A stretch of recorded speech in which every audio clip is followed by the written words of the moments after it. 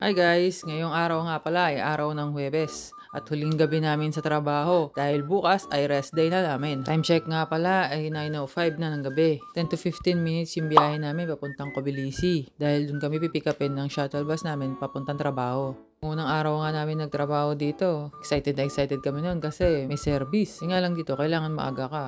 Lagi ka dapat may allowance sa oras mo. Kasi swerte mo na lang talaga kung hihintayin ka ng driver. Lalo na kung hindi ka naman marunong magsalita ng check. Fast forward, dito na nga yung shuttle bus namin. At ang biyahe nga namin 20 to 25 minutes. Depende pa yun sa pagkapatakbo ng driver. Kaya pag nasa biyahe, umiidlip muna kami. Dahil matinding sabak ko naman sa trabaho magdamag. Fast forward na nga, andito na tayo sa trabaho. Di ko lang talaga maintindihan. Pag nasa trabaho ka na, para kang tamlay mo na, no? Pero pag nagsimula ka na magtrabaho, yun, unti-unti na nagigising ang kaluluwa mo.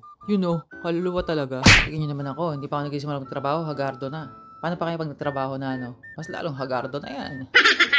Buti na lang kami nauna ngayon sa locker kasi yung iba naming mga kasama dito sa locker ng mga lokal. Aba naman, kulang na lang sabihan ka na huwag ka na maglapag at sasakupin na lang lahat. Kaya pag uwian, madalian ang bihis dito. Kaya hindi na rin kami nagpapalit ng pants. Kasi nga, wala ka talagang pupestuhan. Tsaka mamadaliin ka pa. Sumaglit nga ako sa kantin pagkatapos ko magbihis eh. Tumingin ako ng makakain ko mamaya ang break time. Kaso wala akong nagustuhan, kaya eto, kunuha ko na lang biskwit. Siyempre, dahil coffee is life, hindi mabubuo ang araw natin nang walang kape, di ba? Ewan ko talaga nasanay talaga akong nagkakape muna bago magtrabaho. Fast break time naman namin 30 minutes. Hindi na kami nakapag-break kanina ng 10 minutes. Every 2 hours kasi may 10 minutes break kami. So fast forward na nga ulit at ito na nga, pauwian na kami. So paano, hanggang dito na lang ulit. Ciao!